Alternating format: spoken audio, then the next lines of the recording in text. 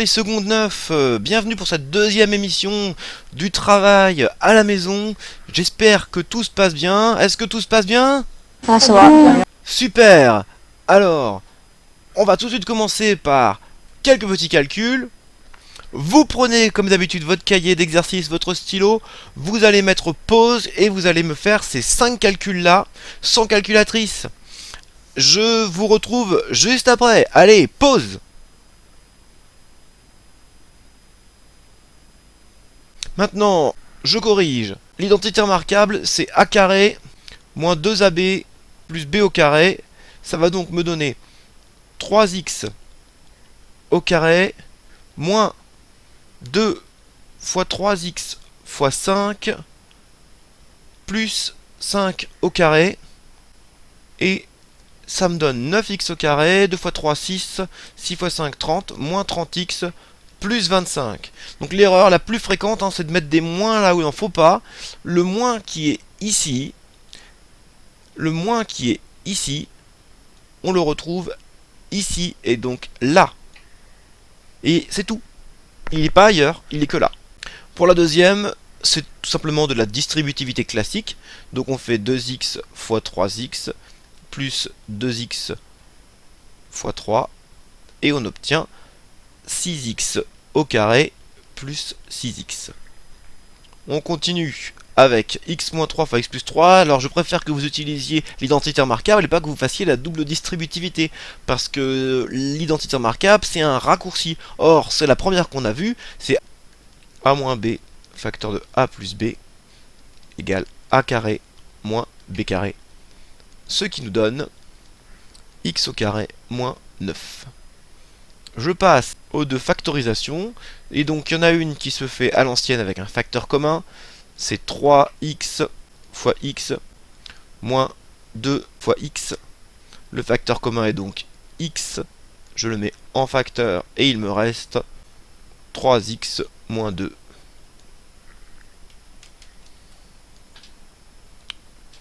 Que je vais mettre entre parenthèses. X au carré moins 2x plus 1, donc je vais procéder exactement comme pour l'autre identité remarquable qu'on a déjà faite, c'est-à-dire que je vais écrire a carré c'est x au carré, ce qui veut dire que a c'est x, b carré c'est 1, ce qui veut dire que b c'est 1 aussi, et 2ab, je fais 2 fois x fois 1, j'obtiens bien 2x, donc l'identité remarquable permet de dire que c'est x moins 1 au carré. Le moins qui est ici, je le retrouve ici, et pas ailleurs. Je vais vous proposer un énoncé qui ressemble à ce qui a été donné en contrôle. Il se trouve que je suis en train d'activement corriger vos contrôles, et ces exercices-là, vrai ou faux, ont été plutôt ratés, donc je me dois de vous les réexpliquer. Alors, un certain nombre d'entre vous ont retenu qu'une fonction strictement croissante conserve l'ordre. Certains se souviennent même de la définition qu'on a donnée. Le truc, c'est que la définition, c'est la suivante. F est strictement croissante sur, on va dire sur moins 1,8. Ça signifie que pour tout x1, x2 appartenant à moins 1,8, x1 plus petit que x2 implique f de x1 est plus petit que f de x2. Le mot clé là-dedans, c'est pas tant l'inégalité, c'est pas tant le fait que l'ordre ne soit pas renversé, c'est pas tant que l'ordre soit toujours le même, c'est le pour tout. C'est le pour tout. Le pour tout. Le pour tout. Le pour tout. Pourquoi? Parce que, en réalité, nous, dans l'énoncé, on nous dit uniquement que f de moins 1 est plus petit que f de 8. Et puis c'est tout. Donc, on ne sait pas si c'est vrai pour tout. On ne peut pas l'affirmer. Donc, l'affirmation est fausse. Vous pouvez dire qu'on ne peut pas savoir. À la rigueur, ça serait toléré de dire qu'on ne peut pas savoir. Mais l'affirmation, en réalité, est fausse compte tenu des données qu'on a. Je vais le prouver à l'aide d'un contre-exemple. Je vous rappelle qu'un exemple n'est pas une preuve, mais un contre-exemple, c'est-à-dire une exception à la règle, est une preuve. Eh bien, il suffit de faire un dessin approximatif avec un axe ici, approximatif, on s'en fiche si c'est pas très bien fait, on va comprendre. Donc ici j'ai -1 et ici j'ai 8 et on a bien des images. On a bien l'image de -1 qui est plus petite que l'image de 8. Mais pour relier les points, je ne suis pas obligé du tout de relier en ligne droite. Alors bien sûr, ça peut être croissant comme ça, par exemple, ça peut être croissant. Mais là, ça n'est plus croissant. Et donc c'est faux. Nous allons reparler à présent de vecteurs collinéaires. Voici les coordonnées de deux vecteurs, U et V. Dans votre tête, vous allez vous dire quelle est la définition de deux vecteurs collinéaires. Maintenant. Ça y est, vous l'avez dans votre tête? Ouais. La définition est, ce sont deux vecteurs qui ont la même direction. Ensuite, au niveau des coordonnées, il y a un coefficient multiplicateur qui permet de passer d'un des vecteurs à l'autre. Ici, par exemple, c'est x 4. On va donc écrire l'égalité. Prenez votre stylo, écrivez l'égalité. On va voir tout de suite si vous avez bon. 4U égale V.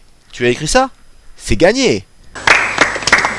Bon, alors je vais revenir sur une remarque qu'a fait Mathéo dans les commentaires de la précédente vidéo. Il m'a dit, mais il y a si je fais un rapport entre les coordonnées, je trouve le même. Alors, oui, c'est vrai, et il y a même un rapport en particulier qu'on va faire. Si mon vecteur U a pour coordonnées X et Y, et si X est différent de 0, alors on fera le rapport Y sur X. Deux vecteurs collinéaires ont ce rapport qui est égal. Il porte un nom, c'est le coefficient directeur. On peut vérifier tout de suite ici. Si je fais -3 divisé par 2, ça fait -1,5. Si je fais -12 divisé par 8, ça fait aussi -1,5. C'est le même coefficient directeur. Puisqu'on en est à parler de cela, on a déjà dit que les coordonnées des deux vecteurs étaient proportionnelles. On peut donc les écrire dans un tableau de proportionnalité. Faisons ça.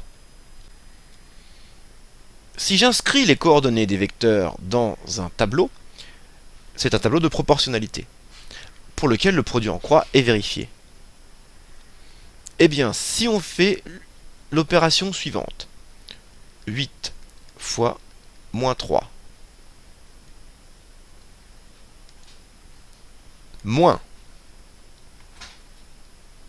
2 fois -12, normalement on doit obtenir 0, parce que le produit en croix est vérifié. Et si vous ne croyez pas, on peut écrire les choses d'abord comme ça. Ça fois ça est égal à ça fois ça. Et donc, on peut faire la soustraction, on doit obtenir 0.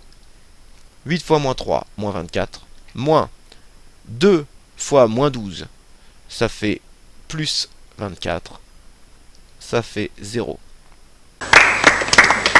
Ceci va être appelé le déterminant de U et V. S'il vaut 0, alors les vecteurs sont collinéaires. S'il n'est pas égal à 0, alors les vecteurs ne sont pas collinéaires. Et ça va devenir un super outil en géométrie. Mais je vous invite d'abord à déterminer si les vecteurs suivants sont collinéaires à l'aide de cet outil. Allez-y, déterminez s'ils sont collinéaires à l'aide du déterminant. Faites pause.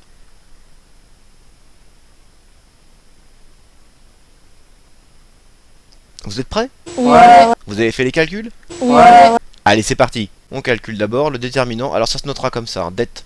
Parce que déterminant, non, tu sais, c'est long. 1,5 fois 2, moins 1 tiers fois 3. Ouh, ça se présente bien, ça. Ce qui fait 1 moins 1, ce qui fait 0. Donc U et V sont collinéaires. Maintenant, je vais faire le déterminant de V et W. 3 fois 9. Moins 2 fois 6. 3 fois 9, 27, 2 fois 6, 12. Oh bah là non, hein. C'est pas du tout collinéaire. Donc, U et V sont colinéaires, V et W ne sont pas colinéaires, et donc il n'y a pas besoin de vérifier pour U et W, puisque U et V n'est pas... bah... Vous prenez votre cahier de cours, et on va écrire grand 4, déterminant de 2 vecteurs. Donc définition, soit dans un repère quelconque.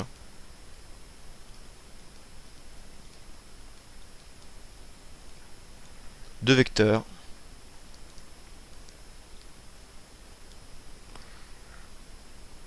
U de coordonnées grand X, grand Y et V de coordonnées grand X', grand Y'. Le déterminant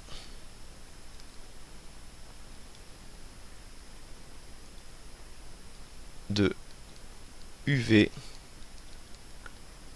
est, et donc on écrit det, UV égale donc X Y' moins X' Y.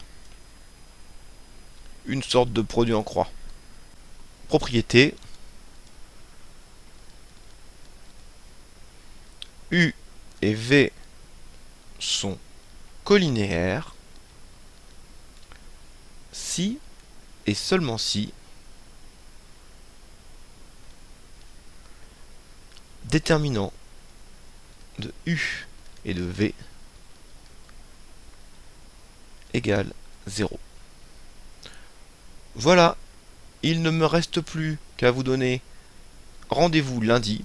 Donc je pense qu'on va rester sur ce rythme-là, c'est-à-dire que je vais essayer de vous faire 3 vidéos par semaine, et une tous les 2 jours, ça me paraît un rythme qui est supportable. Je ne donne pas pour l'instant de travail, ça pourrait s'intensifier dans les prochaines semaines, et là je pense qu'on est encore en phase de réglage.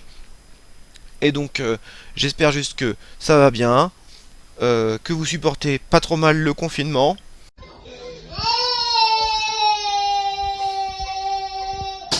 Et puis, je vous dis donc à lundi pour une nouvelle vidéo. Au revoir!